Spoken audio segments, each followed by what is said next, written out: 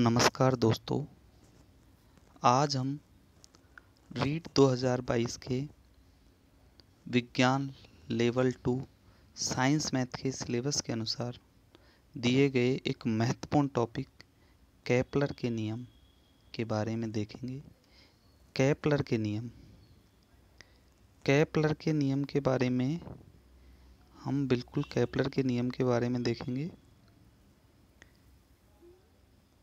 देखिए दोस्तों, केपलर का जो नियम है, जो रीट में बहुत महत्वपूर्ण नियम है। इतना महत्वपूर्ण है, ये महत्वपूर्ण इसलिए हो जाता है क्योंकि जो पिछले वाले रीट का जो एग्ज़ाम दिया था उसमें केपलर का नियम था नहीं, और ये अपनी एनसीईआरटी की कक्षा 11 की किताब में दिया गया है और वहीं से हमने इसको लेने का प्रयास किया है। कक्षा 11 की बुक से ही लिया है और वहीं से हमने इसको लेकर आपके सामने पेश किया है। देखिए दोस्तों, केपलर के नियम। केपलर के नियम के बारे में पढ़ रहे हैं।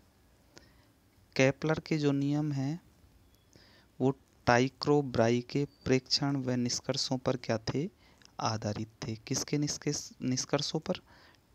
टाइको ब्राई के प्रेक्षण व निष्कर्षों पर क्या थे? आधारित थे। इसमें हम दो मॉडल पढ़ेंगे, एक भूकेंद्रीय मॉडल और एक सूर्य केंद्रीय मॉडल। भूकेंद्रीय मॉडल क्या है? भूकेंद्रीय मॉडल 2000 वर्ष पूर्व टॉलमी ने दिया। किसने दिया? टॉलमी ने दिया। और ये ग्रहों की गति का सबसे प्राचीन मॉडल है। भूकेंद्रीय मॉडल टॉलमी ने दिया और ग्रहों की गति का सबसे प्राचीन मॉडल है। इस भूकेंद्रीय मॉडल में क्या है? इसके अनुसार सभी आकाशीय पिंड, तारे, सूर्य तथा ग्रह पृथ्वी की क्या करते हैं? परिक्रमा करते हैं। इनकी गति कैसी होती है? वृत्तीय होती है। दोस्तों, हम ये भूकेंद्रीय मॉडल पढ़ा रहे हैं, वो कक्षा 11 की बुक में दिया है। जो केपलर का नियम जो चैप्टर दिया हुआ है उसमें दिया हुआ है, वहीं से हम इसको पढ़ा रहे हैं।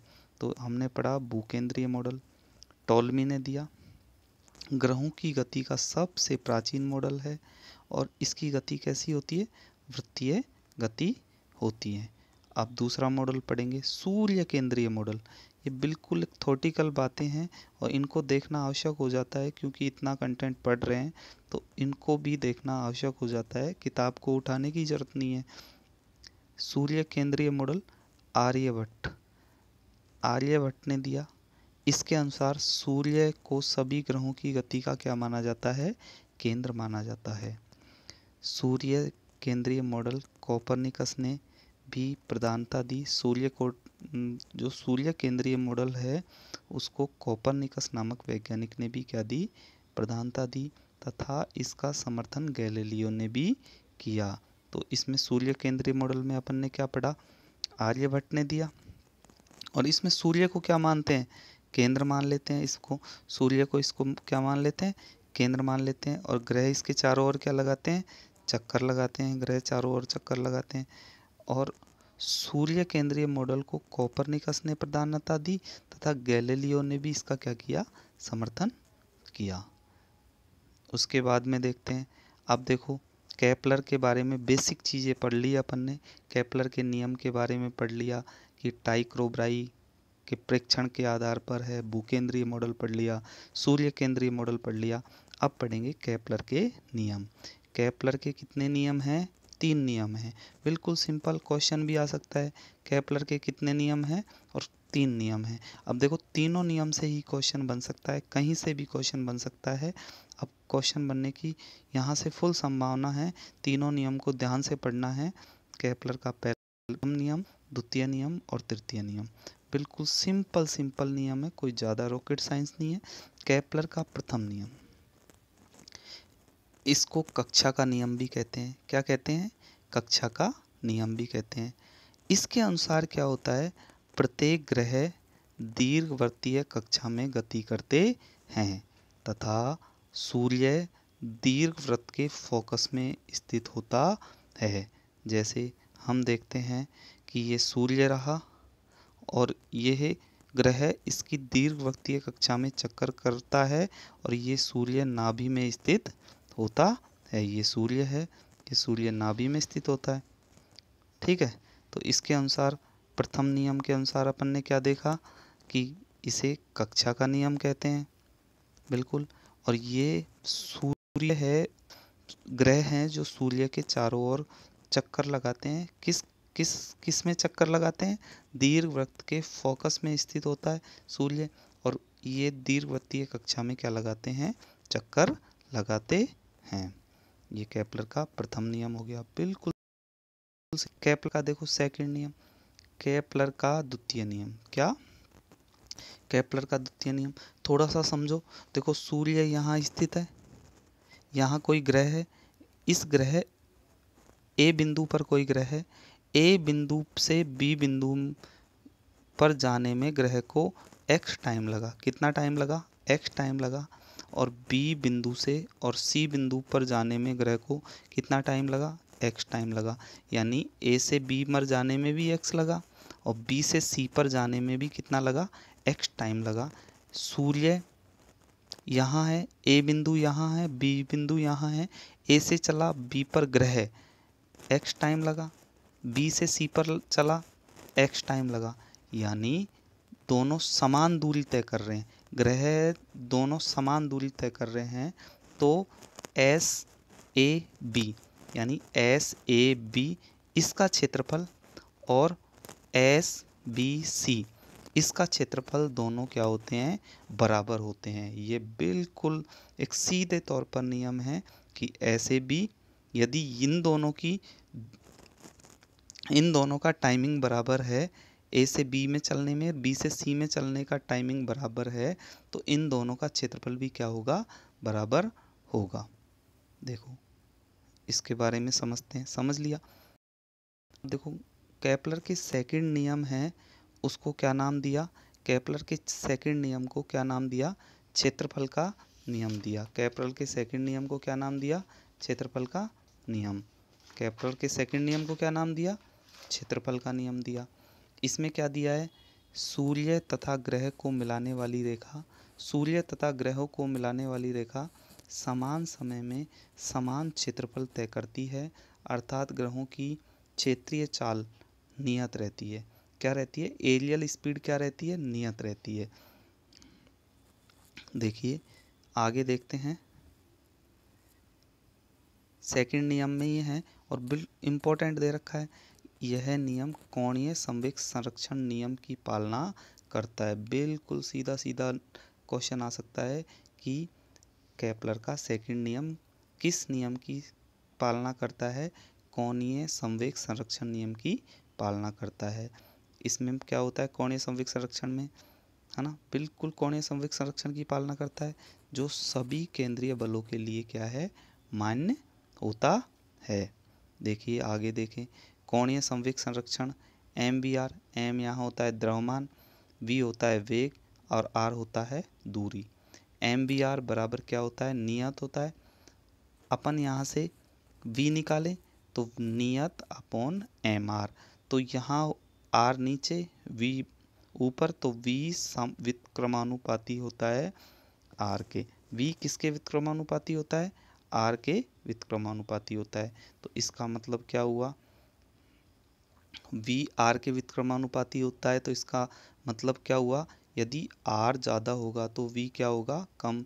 यदि दूरी ज़्यादा होगी तो वी कम होगा, वेग कम होगा। यदि दूरी कम होगी तो वी क्या होगा? ज़्यादा होगा। यानी इसका निष्कर्ष एक ही निकला सेकंड नियम का। यदि दूरी ज़्यादा होगी तो वेग क्या होगा? कम होगा, और दूरी कम होगी तो वेग क्या होगा? ज़्यादा होगा। देखिए आगे चलते हैं हम। बिल्कुल एक क्वेश्चन करते हैं, इससे संबंधित बहुत प्यारा सा क्वेश्चन है, बहुत इम्पोर्टेंट क्वेश्चन है। बोर्ड की कक्षा की बुक में दिया हुआ है, 11th कक्षा की बुक में दिया हुआ है। देखो बुध ग्रह सूर्य के चारों ओर दीर्घवृत्ताकार कक्षा में चित्र अनुसार परिक्रमण कर रहा है।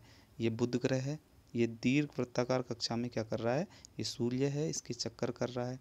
इसकी गतिज ऊर्जा अधिकतम कौन से बिंदु पर होगी? अपन से क्या पूछ रहा है, काइनेटिक एनर्जी किस बिंदु पर होगी? एक सी बिंदु है, एक बी बिंदु है और एक ए बिंदु है ना। किस, अब एस से सी बिंदु की दूरी क्या है, R1 है, और एस से ए बिंदु की दूरी क्या है, R2 है। अपन ने नियम पढ़ा है कि जिससे दूरी कम होगी वेग क्या होगा, ज़्यादा होगा, और वेग ज़्यादा होगा तो गतिज ऊर्जा भी क्या होगी, ज़्यादा होगी। जैसे कैसे गतिज ऊर्जा ज़्यादा होगी?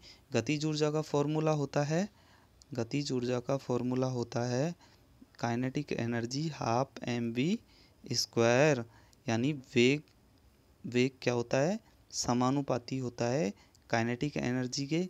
तो जहाँ वेग ज़्यादा होगा वहाँ गतिज ऊर्जा भी क्या होगी, ज़्यादा होगी। वेग अधिक होने पर भी गतिज ऊर्जा क्या होगी, ज़्यादा होगी। तो वेग कहाँ अधिक होगा, जहाँ दूरी कम होगी, क्योंकि अपन ने पढ़ा वेग यहाँ से और यहाँ तक का वेग क्या होगा, कम होगा, और यहाँ से और यहाँ तक का वेग क्या होगा, ज़्यादा होगा। क्यों होगा कि यहाँ की दूरी क्या है, यहाँ की दूरी तो क्या है, कम है, और यहाँ की दूरी क्या है, यहाँ की दूरी क्या है, अधिक है। तो दूरी अधिक होने पर वेग कम, और वेग दूरी कम होने पर वेग अधिक होता है। तो इसके आधार पर हम कह सकते हैं कि R2 पर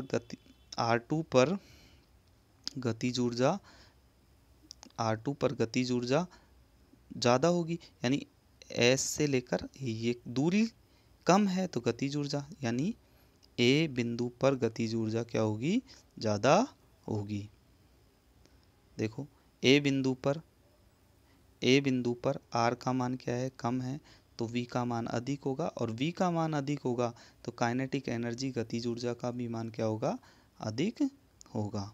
अब देखिए केपलर का तीसरा नियम पढ़ते हैं। दो नियम अपन ने पढ़ लिए, प्रथम नियम पढ़ लिया, द्वितीय नियम पढ़ लिया, एक क्वेश्चन भी कर लिया। अब तीसरा नियम देखो, केपलर के तीसरे नियम को आवर्तकालों का क्या कहते हैं, नियम कहते हैं। केपलर के तीसरे नियम को आवर्तकाल का नियम कहते हैं। देखिए दोस्तों, इसमें क्या होता है, केपलर के इस नियम में बताया है, तीसरे नियम में, कि आवर्तकाल का स्क्वायर होता है जो दूरी के क्यूब के व्युत्क्रम वो समानुपाती होता है। आवर्तकाल का स्क्वायर दीर्घवृत्त के आधे के क्यूब के समानुपाती होता है। दीर्घवृत्त का आधा का मतलब क्या है, जैसे ये पृथ्वी है।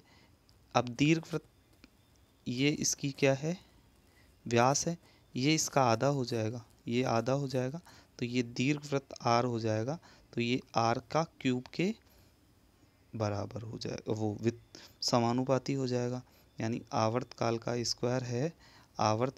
स्क्वायर है जो दीर्घवृत्त के आधे के क्या हो जाता है, क्यूब हो जाता है, समानुपाती हो जाता है। आवर्तकाल स्क्वायर देखिए, आवर्तकाल स्क्वायर समानुपाती दीर्घवृत्त के आधे का क्यूब, आर क्यूब समानुपाती टी स्क्वायर, आर क्यूब बराबर, ये समानुपाती का साइन हटाएंगे तो नियत टी स्क्वायर। यहाँ लिखेंगे केपलर का तीसरा नियम, r cube upon t square, r cube upon t square बराबर क्या होता है, नियत r cube upon t square बराबर क्या होता है, नियत होता है। तो देखो यदि आर का मान ज़्यादा तो टी का मान भी ज़्यादा। देखो नेक्स्ट देखो, नियम क्या था, ग्रह के परिक्रमण काल का वर्ग अर्ध दीर्घ अक्ष के घन के अनुक्रमानुपाती होता है।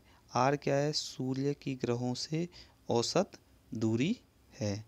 देखो नोट में क्या लिखा हुआ है, जो ग्रह सूर्य से जितनी अधिक दूरी पर होगा उसका आवर्तकाल उतना ही क्या होगा, अधिक होगा। जैसे बुध का आवर्तकाल सबसे कम और नेपच्यून का आवर्तकाल क्या होता है, सर्वाधिक होता है। देखो, ग्रहों की गति की व्याख्या करने के लिए केपलर ने कोई सिद्धांत प्रस्तुत नहीं किया। यानी ग्रहों की गति से प्रस्तुत करने के लिए केपलर ने कोई सिद्धांत प्रस्तुत नहीं किया। नेक्स्ट देखो, न्यूटन ने यह दिखाया कि न्यूटन ने यह दिखाया कि ग्रहों की गति का कारण सूर्य का ग्रहों पर गुरुत्वाकर्षण बल है। न्यूटन ने क्या दिखाया कि ग्रहों की गति का कारण सूर्य का ग्रहों पर गुरुत्वाकर्षण बल है। ग्रहों की गति की व्याख्या किसने की? न्यूटन ने की। और ये थर्ड ग्रेड भर्ती 2013 जो थर्ड ग्रेड का परीक्षा हुआ था आरटेट के बाद, उसमें आया था। यहाँ से क्वेश्चन आया है, देखो बहुत इंपॉर्टेंट क्वेश्चन है। ग्रहों की गति की व्याख्या किसने की? न्यूटन ने की। केपलर ने नहीं की। किसने की? न्यूटन ने की। न्यूटन ने केपलर के तीसरे नियम का उपयोग किस में भी किया? गुरुत्वाकर्षण बल के परिकलन करने में भी किया। गुरुत्वाकर्षण बल के परिकलन में भी किसका प्रयोग किया? गुरुत्वाकर्षण बल के परिकलन करने में केपलर के थर्ड नियम का क्या किया? प्रयोग। तो दोस्तों आज हमने क्या पढ़ा? केपलर के 3 नियम पढ़े। बिल्कुल तीनों नियम अच्छे से समझ में आ गए। पहले अपन ने प्रथम नियम पढ़ा, द्वितीय नियम पढ़ा, तृतीय नियम पढ़ा। हमने एक क्वेश्चन भी किया उससे संबंधित। दोस्तों केपलर का नियम अपनी एग्जाम में अब की बार नया जुड़ा है। इससे पहले रीट आरटेट की एग्ज़ाम में केपलर से संबंधित कोई मटेरियल नहीं था। ये अपन ने जो लिया है, जो एनसीईआरटी की जो बुक है 11th कक्षा की एनसीईआरटी की जो बुक है 11th की, उसमें से ही केपलर का नियम लिया है और वहीं से इतना ही केपलर का नियम दिया हुआ है। इससे बाहर क्वेश्चन आने की, केपलर से संबंधित क्वेश्चन एग्जाम में आएगा, इससे बाहर क्वेश्चन आने की संभावना बिल्कुल भी नहीं है। आप इसको 1 बार 2 बार 3 बार देखें, लगातार देखें, कोई दिक्कत नहीं है। इससे संबंधित आप क्वेश्चन करें और आराम से आपके क्वेश्चन एग्जाम में सॉल्व हो जाएंगे। और हमारे चैनल को लाइक करें, सब्सक्राइब करें और बेल आइकन को दबाएं। और नेक्स्ट वीडियो हम जल्दी ही लेके आएंगे। हमारा इससे पहले एक अनुसंधान केंद्र का वीडियो आया है, बहुत अच्छा बहुत प्यारा वीडियो है, उसको ज़रूर देखें। थैंक यू, धन्यवाद।